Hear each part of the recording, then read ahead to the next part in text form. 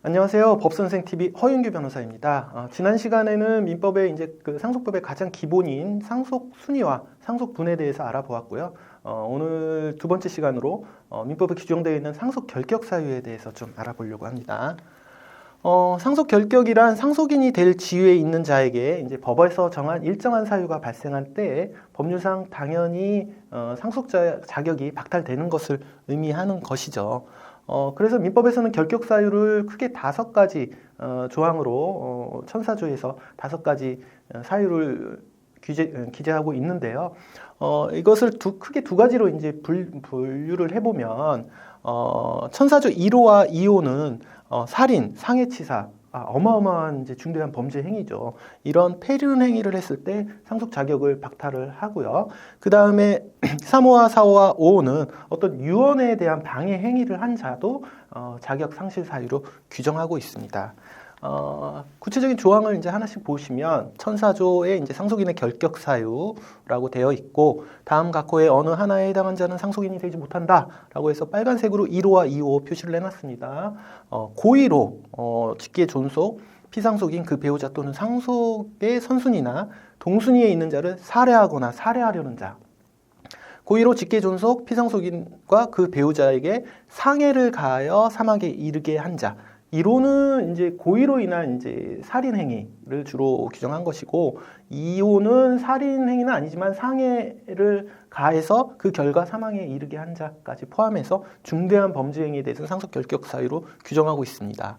꼭 그 범죄 행위의 대상이 피상속인, 즉 그 상속을 해주는 분에 한정되는 게 아니라 직계 존속이라고 돼 있어서, 예를 들어서 아버지나 이제 부모님뿐만 아니라 조부 조모, 직계 존속이죠. 조부 조모에 대한 행위까지 한 사람에 대해서는 그 아버지에 대한 상속권을 박탈한다라는 점이 특이점이고요.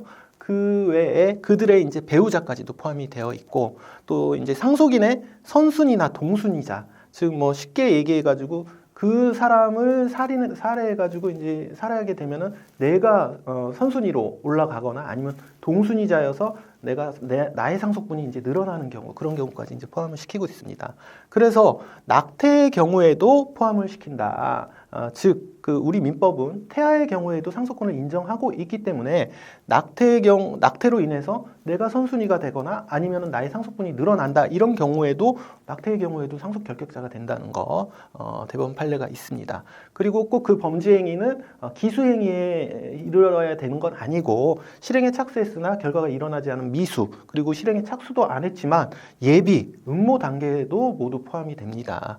그리고 이러한 폐륜 행위로 인한 1호, 2호에서는 그 행위자가 내가 이런 행위를 하면서 상속에 유리하다는 인식까지는 불효하다는 것이 이제 판례의 태도라는 점 좀 유의하시면 될 것 같고요.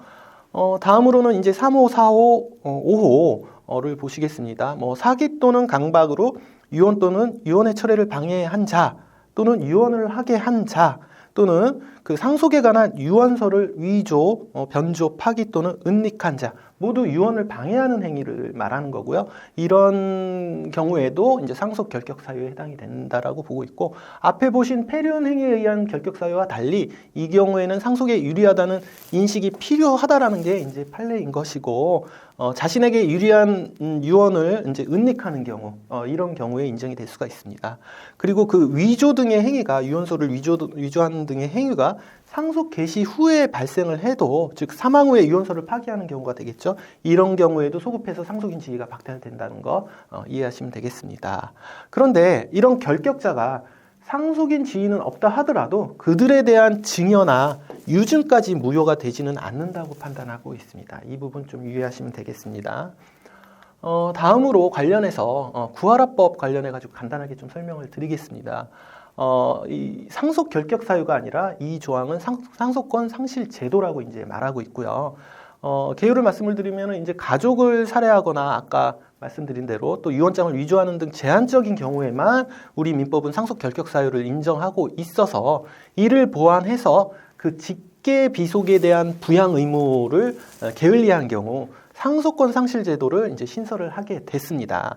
민법 제1004조의 2. 보통 저희가 이제 민법을 중간에 개정하게 되면 관련 원래 있던 조문에 가지번호를 붙여서 이렇게 이제 개정 조항을 추가하게 되는데요. 이 사안도 그렇게 될 것 같습니다.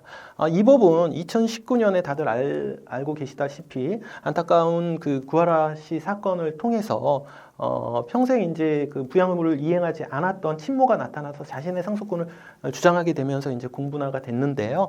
그래서 뭐 몇 번의 이제 그 법안이 발의가 되고 폐기되는 절차를 거치다가 끝내 올해 2024년 4월 25일 날 그 유류분권 상실 조항을 두지 아니한 유류분 규정에 대한 헌법 불합치 결정이 되면서 좀 탄력을 받게 된 것 같고요. 그래서 결국은 올해 8월 29일 날 국회 본회의를 통과했고 결국 26년 1월 1일부터 이제 시행이 될 것 같습니다. 앞에 말씀드린 상속 결격 사유와 큰 차이점은 상속 결격 사유는 그러한 사유가 발생하기만 하면 자동적으로 당연히 상속인 지위가 박탈되는 그런 제도임에 반해서 이러한 상속권 상실 제도는 바로 되는 게 아니라 어떤 일정한 자의 청구에 의해서 가정법원의 판단에 의해서 이제 상속권이 상실되는 그 절차상 차이가 가장 크다고 할 수 있고요. 그 이외에도 다른 차이점이 있는데 이 부분에 대해서는 바로 다음 영상에서 조금 더 자세하게 설명드리도록 하겠습니다. 저는 오늘은 여기까지 말씀을 드리고 다음 영상에서 다시 뵙겠습니다. 감사합니다.